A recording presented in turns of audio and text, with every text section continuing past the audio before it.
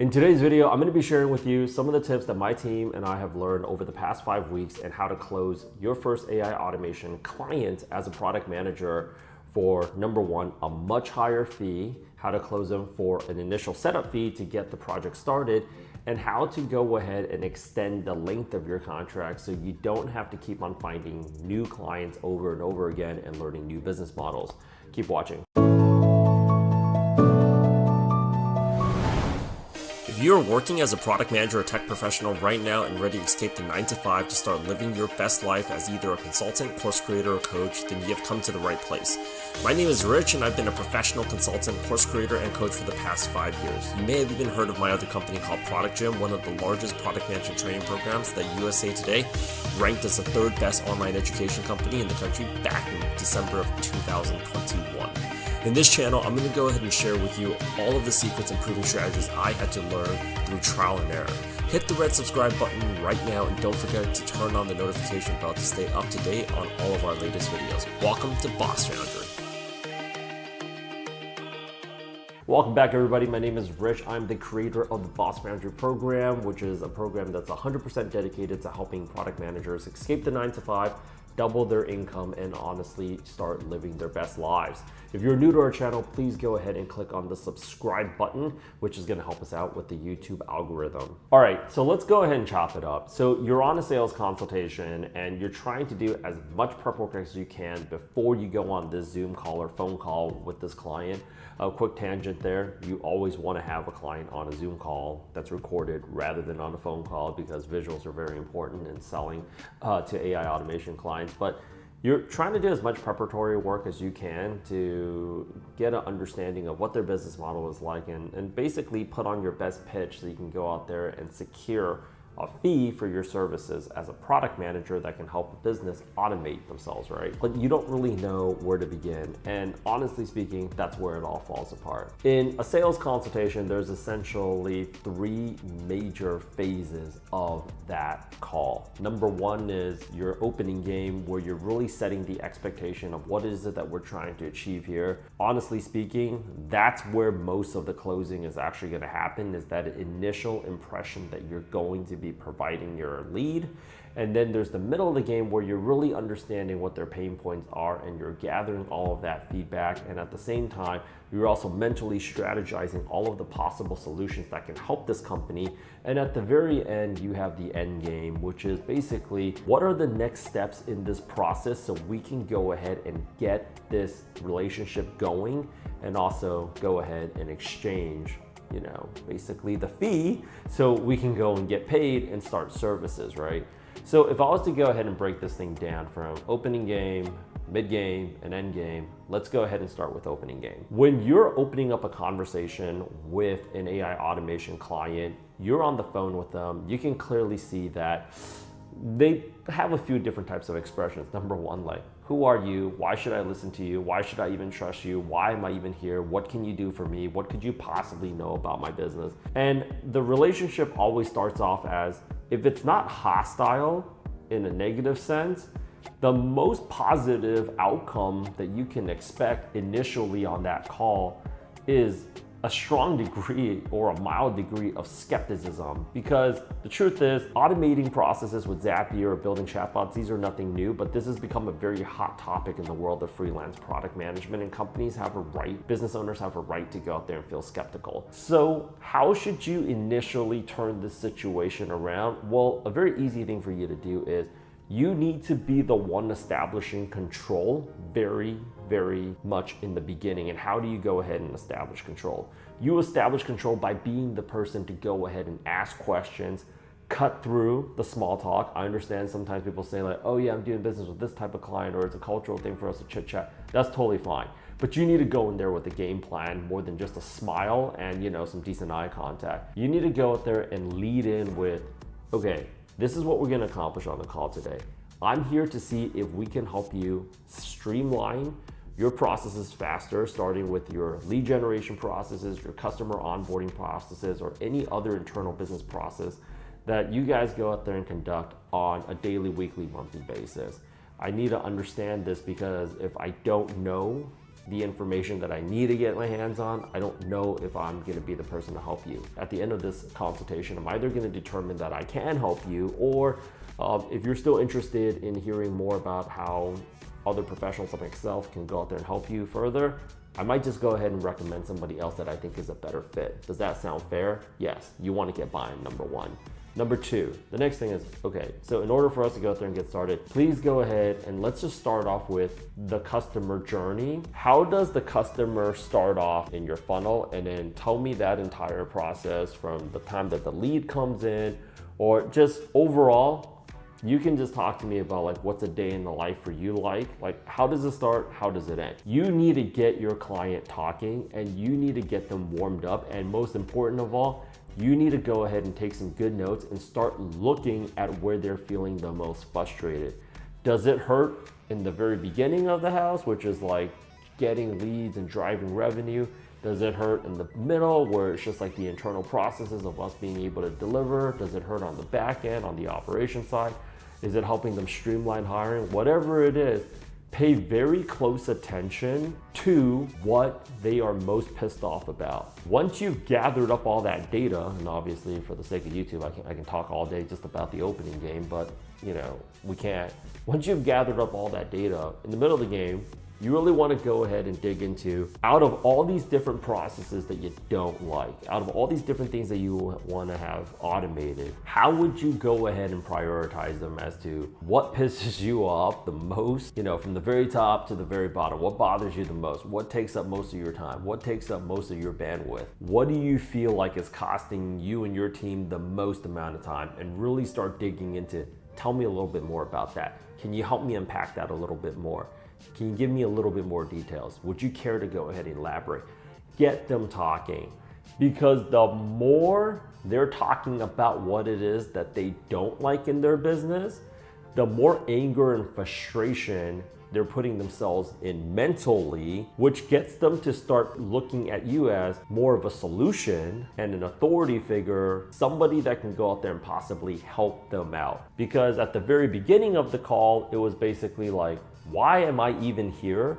To now it's like, I'm talking to you about my problems. The more they're talking to you about the problems, the more frustrated that they feel about the process, the more comfortable they're actually being with you, because now they're kind of opening themselves up, right? That's when we go ahead and switch into the end game, which is, okay, I've gathered up all of the pain points that I basically need, and it sounds to me like the three biggest problems right now, if I was to go ahead and rank them at the very top based upon what is it that you told me, is this is where it hurts the most, number one. This is what you don't like, you know, second most. Then you have third most, right? Here are some possible solutions that I can think of. I'm not saying that we're gonna go down this pathway. Very, very, very important that you label that out in the beginning so they don't feel like, well, I thought you said Airtable can solve this, and then now you're saying something else.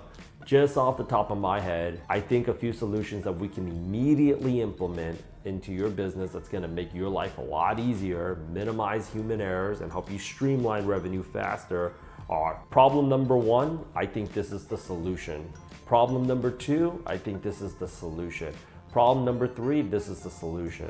If we were to go ahead and build it out, these would basically be the next steps. But before I even derive that conclusion, I need to go ahead and get access to this information first. And you have a list. That's also like a common mistake that I don't see enough product managers doing when they're on a call. Sometimes people take their sales calls in my office, and I'm hearing them saying like, okay, they start off the call and they're like, yeah, you know, how did you start this business, blah, blah, blah, blah. And then they end up wasting 25 minutes of their time talking about, you know, their grandmother's cookie recipe. And then they gather up all this information. They say they got to do research. No, you got to close something. You got to get some type of commitment. And that's when we start talking about the later portion of the end game, where you said, here are the next steps. People want to be led. This is when the difference between you collecting a $2,500 a month retainer to $5,000 or $7,000 as a monthly retainer, this is where the difference is. The next steps are gonna be this. I'm gonna send you a spreadsheet. I want you to go ahead and create a list of all the things that you do in a given day for 5 days. Monday, Tuesday, Wednesday, Thursday, Friday. 80% of what can happen in a business is going to happen within a given week. It's a fact. There might be some variation, but for the most part, let's get it on a piece of paper. The next thing that I want you to do after that is I want you to go ahead and group up each and every one of the categories that these tasks belong to, and I want you to create some type of order for them.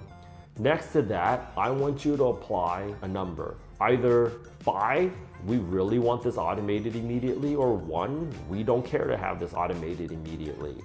Next to that, for everything that's listed as 4 and 5s, or if you could do it all, I want you to go ahead and create a Loom video narrating instructions of how you go ahead and navigate each and every one of those tasks. Why? Because Loom has a transcription feature that's already built into the app, and you can pull the transcription and easily create a step-by-step guide or a step-by-step standard operating procedure from ChatGPT.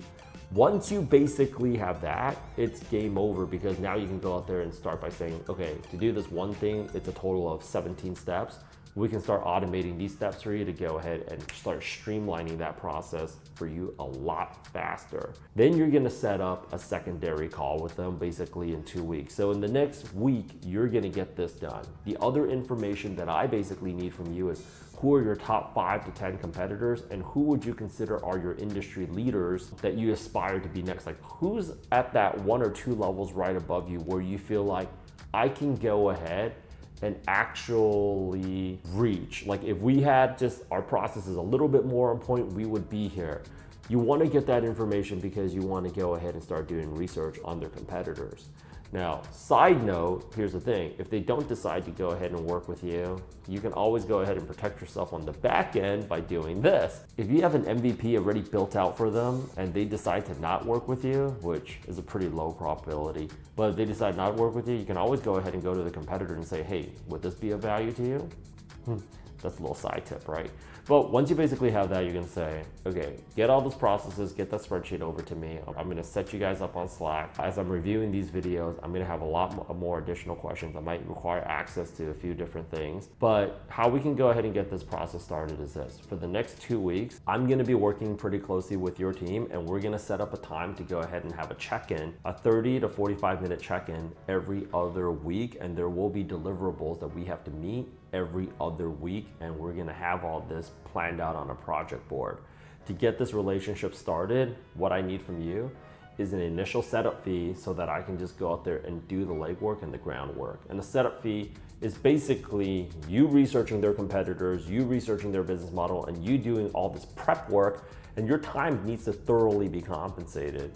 You need at least $1,500 to $2,000 to get this started. If they go ahead and fight you on this, just let them know this. And if you've had the training that my members have, they're not gonna fight you.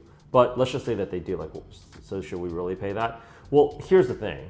You wanna have all these standard operating procedures list out regardless. The setup fee is for me to go ahead and do the research, but for the 2 upcoming bi-weekly follow-up calls I'm gonna have, it's gonna happen within 30 days. I'm also gonna be giving you my recommendations. And that's time that I have to spend doing research to make sure that we're starting this relationship on the right path, and my time needs to be compensated, because if I'm working with you, that's opportunity costs stopping me from working with other clients. Having said that, if you don't want to pursue this relationship with me, you also don't have to, but with the setup fee, regardless if you decide to go with me, regardless if you decide to go with somebody else that you think is better than me or cheaper than me or more aligned with your needs, you should have all these processes already documented onto a spreadsheet, and it's gonna go ahead and save the next person that you decide to hire a lot of time. And to them, it's gonna go ahead and make sense. Here's the thing, when you're dealing with business owners, if it makes money, it makes sense. If it saves time, it makes sense. Most of them know that this is gonna be inevitable, automating most of their business, and that's why you really wanna go ahead and focus a lot of your time and energy on the things that they don't like about their business, because talking about all that frustration really opens them up to being more receptive to whatever suggestions that you have. And the next part is you basically start work. Now, that said, these are just some of the things that you can go out there and do to ensure a much better chance of you converting. If you want to go ahead and actually, you're generating your own leads right now and you actually need help closing these leads, by all means, my team and I are still very much available to go out there and helping out the product management community, because I noticed that most product managers really thrive at actually doing the work, and their strong side, their strengths really isn't on the generating the leads, and then also isn't really on closing the leads as well and converting them into actual client relationships.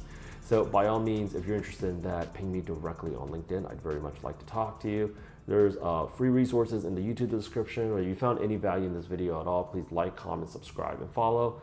Until next time, my name is Rich. I'm the creator of the Boss Foundry program. I look forward to speaking with you very, very soon.